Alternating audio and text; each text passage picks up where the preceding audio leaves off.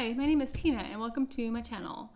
If you're new here, I had traditional duodenal switch surgery with Dr. Srikanth in Federal Way, Washington on June 9th of 2020. At that time, I weighed 252 pounds and I'm approximately 12 weeks out right now, and I currently weigh 225 pounds. So I've lost 27 pounds since my surgery date, and then before my surgery in the pre-surgery process, I've lost 30 pounds. So the total since my first meeting with Dr. Srikanth, I've lost 57 pounds. I just wanted to talk about in my last video, I talked a little bit about the first 4 weeks after surgery. And those are, in my opinion, those are the roughest weeks. Your body is just going through a lot of things, and there's just a lot of fatigue, and it's challenging for sure. But the good news is, in my experience, week five, everything really turned around for me. I was exercising more. I had way more energy. I want to go out and do things. I want to try on clothes that haven't fit me in a really long time fit me, and got rid of some old clothes or some clothes that fit me a few months ago that are way too big for me now. So I have to say, this week 5, everything really turned around. And so I had the energy has been amazing, and I've been accomplishing a lot of things. I've been going out and socializing a little bit. I mean, we're still in quarantine here in Washington State, but just going out and shopping, and with masked up, of course, but going out and doing things and just being out with energy is just wonderful. And even before my surgery, because when I started this whole process in February, the first time I met with my doctor, when I weighed 282 pounds, I didn't have a lot of energy anyways. So it feels great to be able to just get up and feel great and work out, and then want to go out and do things. And it's just changed so much already, and I'm just getting started. So that's the good news. A little bit of things that happened since my 5th week were kind of jarring, that I think I should speak about. I had a doctor's appointment, my second follow-up with my doctor, so it was 5 weeks out. And I met with a nutritionist this time, and I had been taking such a high dose of everything, and I'll have another video about vitamins, just because it's pretty, it's just a lot of information. But I had been taking, there's a list of vitamins that you take before your surgery, and it's a lot, and there's just a lot of iron, a lot of calcium, a lot of everything, vitamin A, vitamin D3, vitamin D, just a list of things. And I'd been taking just mega doses. Like, for example, I was taking 4,500 milligrams of calcium per day, and it had to be split up in like 5 times. So yeah, and I was trying to take the best, most absorbable, easily absorbed type of vitamins. Nobody told me to do this, but that's just what I did. I was taking the liquid calcium, and I had to take it 3 times a day. I had to take 3 tablespoons of liquid calcium 3 times a day. And that was just calcium. And the iron I was taking, they had given me a prescription of iron, and I had to take that 4 times a day. And you cannot take calcium with iron, so it was just a hot mess. Like, every 2 hours there was something that I needed to take, and you have to set a timer for yourself, at least at first, because it gets really complicated and confusing.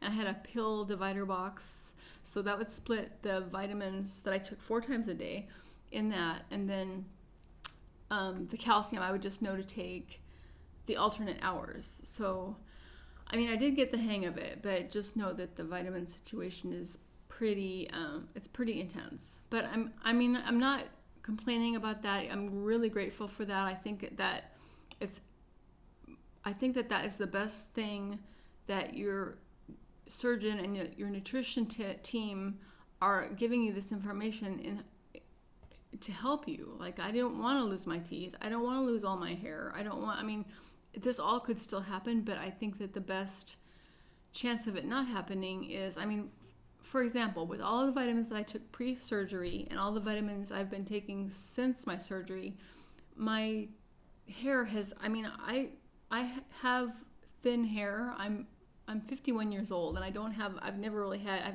I just have very fine hair. I mean, there's quite a bit of it, but it's very fine. So since I started taking all these incredibly huge doses of vitamins, my hair has been growing like crazy. And I went and had my hair done a few weeks ago, and my hairdresser, who I've known for years, commented on how much hair my hair is so much longer, and it's so much thicker than it really has ever been. So even if I do start losing hair, which I'm pretty sure is going to happen, it's at least I have a little bit, like, I guess in reserve, I guess is a way to think of it. So anyway, I was taking all these vitamins, all this, just different things that my body isn't really used to. And I had just, your body deals with these things in its own way. So the pre-surgery and the couple weeks, probably 3 weeks after surgery, I had, I don't like to talk about this on camera. I had diarrhea quite often, pretty consistently, and I'm on these Facebook groups for duodenal switch, and a lot of the people on those groups have heard that you can't control your bowel movements, and that's not really the case. You can control your bowel movements, but at times they can be very, they're just not solid. So I just was very mindful of that, and I just took care of myself in a way that I didn't have any problems with that. Then, as soon as that stopped, I became very, very constipated. So, yeah, I don't know if other people have one extreme to another like that. I haven't really heard that before. I have heard people saying that they get constipated, and in my mind, I feel like being constipated has a lot to do with the protein shakes, because they're just chalky, and I don't know, it just seems like it makes sense. But all the iron as well, all of the iron, I believe that was very constipating for me. So when I went to see the nutritionist on my 5 weeks out, she told me that on my 8th week I would go get some labs done. So I just kind of dealt with it, drank lots and lots of water, kept with my protein shakes. I have never once since my surgery in 12 weeks had less than 120 grams of protein every day. And it's not easy. It's really hard to choke down the protein shakes, or just whatever you're using. It's just medication to me.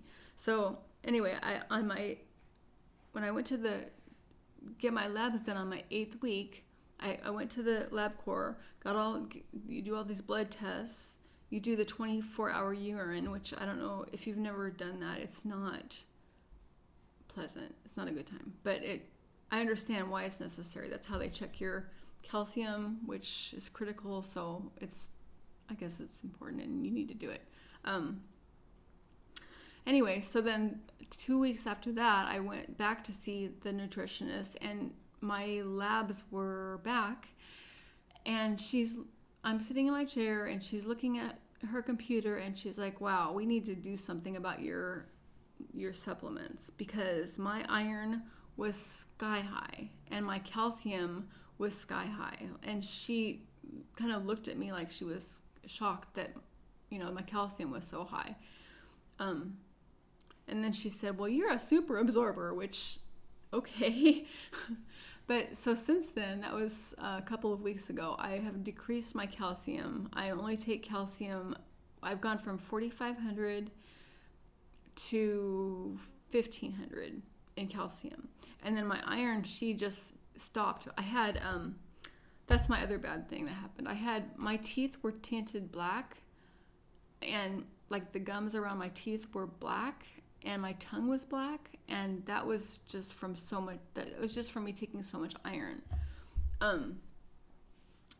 Yeah, fortunately I do not work outside the home, because I don't know how I would have handled working in the public with a black tongue and black teeth, black gums. But they're normal. They're getting back to normal. As you can see, they're not black anymore or gray or whatever. My tongue is fine. Everything's back to normal. I just have not been taking any iron, and also zinc. The surgeon had me taking 50 milligrams of zinc 4 times a day, and I liked that. I like taking that much zinc because I strongly feel that has to do with, that keeps your hair. I think that has to do with hair loss, is the zinc. But she said that my zinc levels were off the chart, and she suggested that I stop the zinc. And I told her what I said. Dr. Srikant said, prescribed this for me when I was talking about being concerned about losing my hair. And she said, okay, well, let's just half it. So I only take 50 milligrams of zinc twice a day now. And yeah, so hopefully, I don't know, we'll see what happens. I'm like I said, I'm pretty convinced that I'm gonna end up losing hair, but I don't know. I'm losing weight and I feel really good, so it's okay. I'll handle it. So yeah, that's the story of my 12. That's about the 8 weeks. The 5th week to the 8th week, how my labs were and how my vitamins were, because that's basically what happened during that period of time. I mean, I still have a lot of energy. I'm still working out more, working out with free weights every other day, and I'm doing, we got a new treadmill, so I've been doing the treadmill, which is challenging, but I've been doing that too, and I'm still rowing, and just really trying to take care of myself, and just feel so good. I'm already so proud and so excited that I had this surgery, and I'm every little bitty thing that happened that wasn't great, I don't even care. It's all worth it. It's so worth it. I feel so great right now. I feel so healthy. I feel so comfortable. Just changed my whole outlook, and yeah. So that is my video for today. Please like and subscribe to my channel. I really appreciate it. I'm just getting started. And yeah, thank you. I'll see you next time. Bye.